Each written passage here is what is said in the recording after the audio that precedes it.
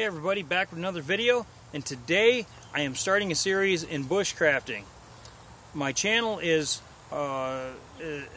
designed around self-reliance, and what better way to be self-reliant than to know bushcraft and wild outdoors type survival. So I'm going to start this series in the bushcrafting.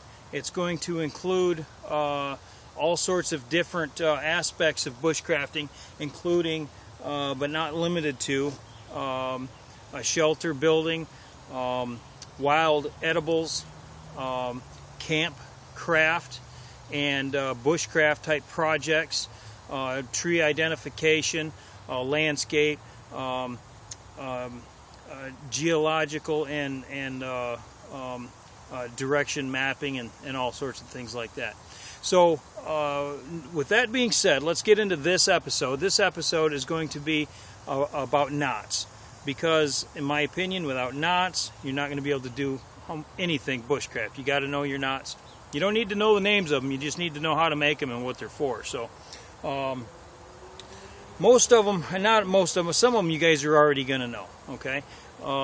And I'm going to start with just a couple foot piece of rope here, or paracord. This is a 550 paracord, and use an orange so that you can see the see it up against my background here, so you can tell what's going on. But the very first knot you might know as the overhand knot. Okay, everybody knows the overhand knot, and that's the knot that if it gets too tight, you have a heck of a time getting out. Okay, that's one knot there.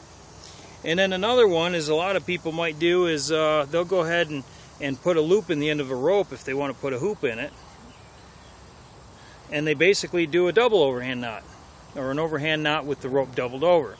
That's not I mean, that's a good secure knot. However, it's not a good knot if you want to get it back out, because it ain't coming loose once you put a lot of torque on that knot. It's going to tighten right down and cinch on itself, and you're done. So there's a much better knot designed for that. So you double that over and give yourself 6 or 8 inches of line, easy enough to work with. And what you're going to do is you're going to double that over right there. And instead of coming back up through there like we did a minute ago, you're going to go around the bottom side and come back through the other side of that hole you just made. Okay? There's your figure 8 knot. That figure 8 knot will come out even if a lot of torque has been put on it. It will tighten up and it will be a little difficult, but that is the knot you want to use if you're going to make a hoop in the end of your rope. Okay? Always leave enough tag line that you can use that to tie off the other end if you were coming back around if you wanted to. Alright? So most of your ropes probably should have a loop already made in the end of it, so it's ready to go if you wanted to say, let me go ahead and make that knot again.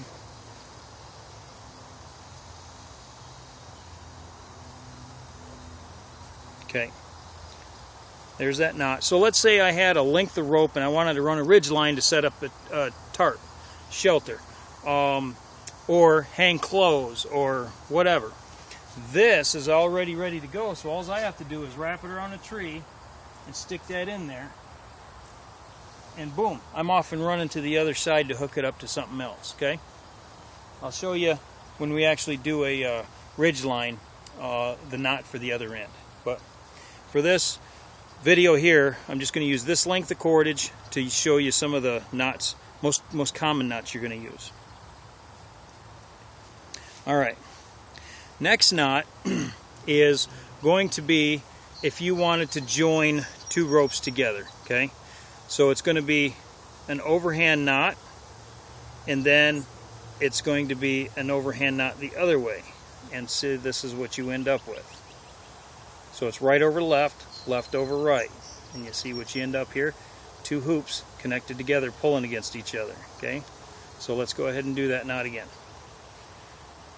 So it's right over left, and then left over right, and there you go. There's your square knot. Okay, this knot is a good knot that will definitely come apart when you need it to get your ropes back apart. Knowing these knots is going to save your cordage. If you got an endless supply of cordage, don't worry about it. Just make overhand knots on everything, and you just have to cut the knot out when you're done. But you want to reuse this cordage as much as possible and not cut it, so you can leave it as long as possible, as long as you possibly can. All right, so now the next knot you're going to use, and this is if you want to connect to something, or you want to make, say, a drag, you want to pull a log out of the woods, or you want to connect one line to something secure. What you're going to do is you're going to make what's called a clove hitch. Sorry, the names of, sometimes I forget the names of the knots, but this is one that I use a lot, okay? I use it for securing loads when I'm doing lifting at work, and when I'm pulling stuff up to an elevation. But what you do is you go ahead and make a loop in your cordage, and you make another loop, so now you got two loops, and you take your second loop and put it over the top of the first loop, okay? And then you take that and put it over the top of your thing you're trying to tie off to. And this is what your knot should look like when you're done. Okay?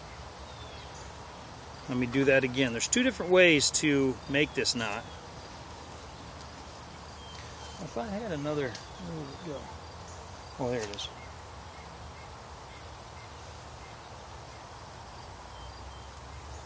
All right.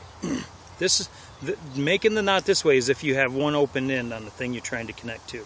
So you make two loops and stack that over the top of it, stick it on there, and tighten her down.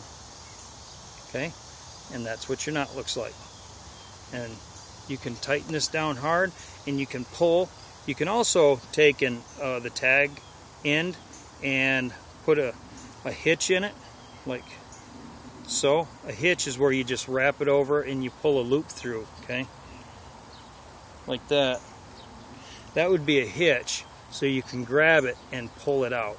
But if you wanted to just put a little backup on that, now you can say if you were in the woods and you wanted to pull a log, okay, this would be the knot you'd want to tie on there, so you could drag that log. Or if you're doing a lift, and you could do multiples of these, okay, you could do another one here so that you had multiple pieces connected if you're trying to pull multiple items up in the tree or something.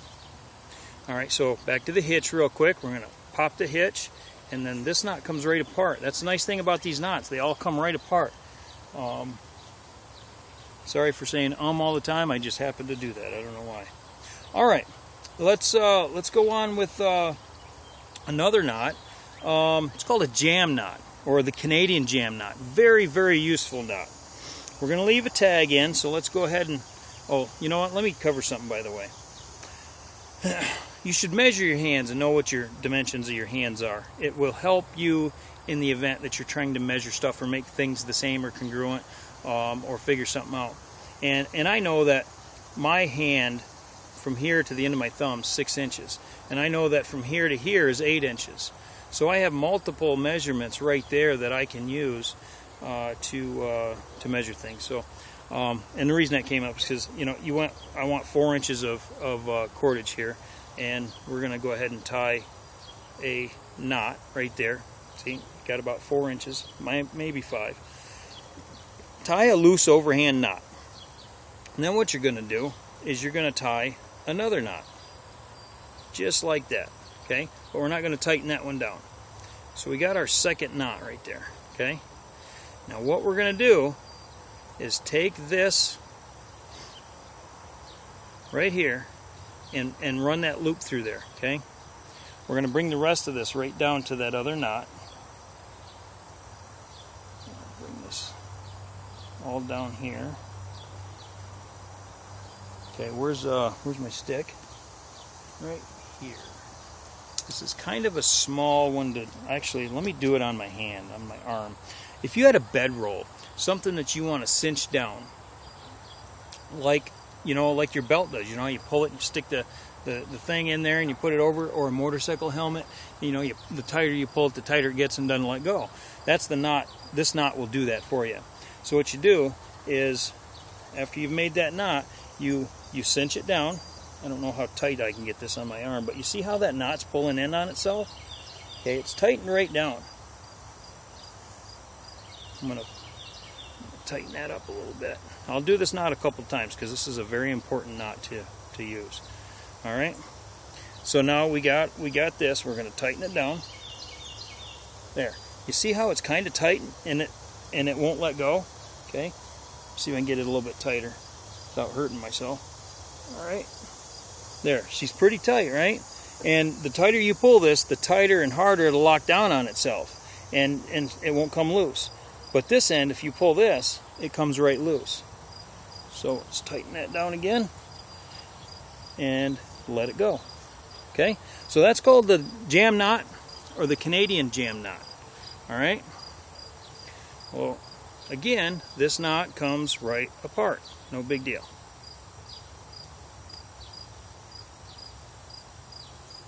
Okay, and it's kind of like a hitch. Pow, comes apart there.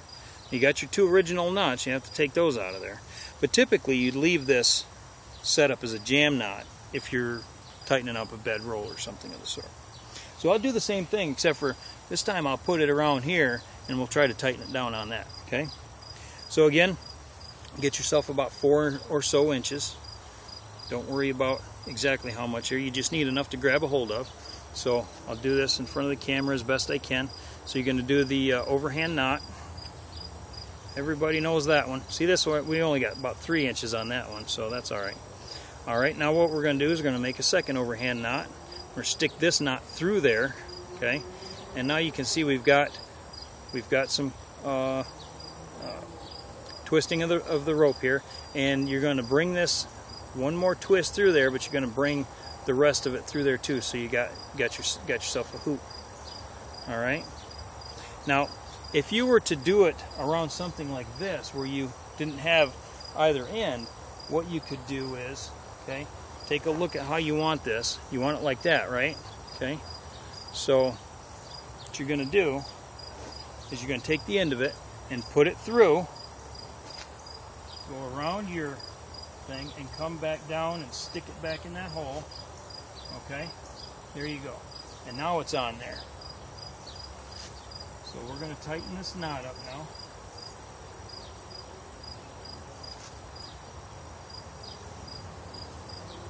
Now it's not sliding too well here, so I'm going to have to help it along to get the jam part of it down to the end of that knot.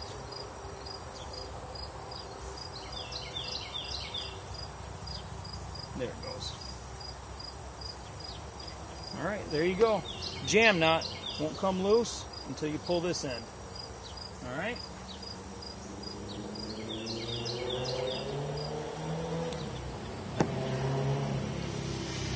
All right. Let me get this knot out and we'll go on to the next one.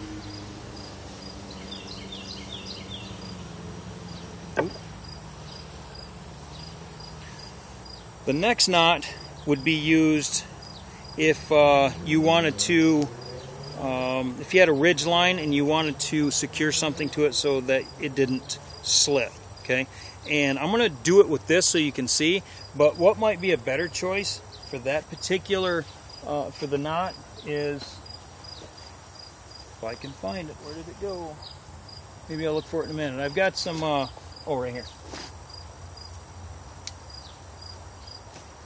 Oh, there it is. I've already set it up here. Bank line. Bank line works great. It's tarred. It's sticky. It grips. It's got some really good gripping quality. And it's smaller than if you're using 550. It grips well. But typically what you'd want to do on this next knot, which by the way is called a prusik knot. You're going to go back to these, okay? I have several of these made up, and these are I think they were originally like 12-inch pieces of cordage, 12-inch, and then I just did a double overhand knot in the end of them, and I should have lit the ends to secure those together, but I didn't. But anyway, so these are for quick tarp or shelter setups, okay? And I'll show you that maybe in this video, but more than likely it's going to be in a future video. So to make that hoop, and this one's a little large, it doesn't quite need to be this large, you're just going to double that rope over and make an overhand knot. Okay. Now, if you really wanted to go the extra mile, and if you ever want to take this apart, you could put the figure 8 knot in there. But these here are never going to be anything more than what they are. So I just did the single overhand knot. Okay, and that's what they are. But if you want to take this back apart, use the figure 8 knot. Alright, so we've got a ridge line set up from one tree to the next, and here it is. So what you're going to do is you're going to make kind of like a double or triple lark's head knot. And I'll show you the lark's head right off the get-go. You wrap that over there, stick your one end through there, and you see what's going on there? That is what's called a lark's head knot. And this particular knot would come in handy if you were making a net of some sort. You would take several, you got your main ridge line or one edge of the net, and then you have several other pieces of cordage cut at a given length, and let's hypothetically say you wanted to make a 6 foot by 6 foot net. You would go ahead and make this piece 6 foot or a little larger so you could cut it down to size later, and then you would make these about 8 feet, and then you would tie them on just like that. I want to make them all the same. So you would tie several of these together like this, and then you would come in between and tie these off and just work the whole mesh. But anyway, this is the lark's head knot. You see, here's what it slides back and forth. That's okay. That's not designed to grip. So let's get this one out of the way. But when you take a lark's head knot, like we just did, but instead of wrapping it once, hopefully you can see this on camera okay. Instead of wrapping it once, you're going to wrap it twice.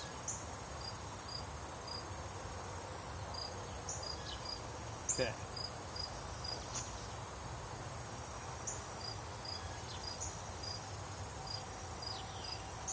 There. That's what it should look like. All right. Tighten that down, and now it doesn't slide nearly as easy as the last one.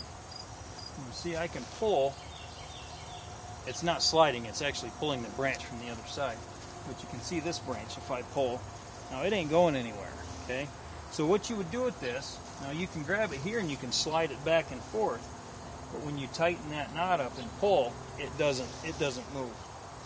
So what you would do with this knot is, now let's say this is our tree and our tarp is over the top of this ridge line that way, and it's right here. We have an eyelet or a grommet right here, or a hoop on our tarp that we want to attach to. So what we would do is we'd take this end and stick it through that grommet, okay?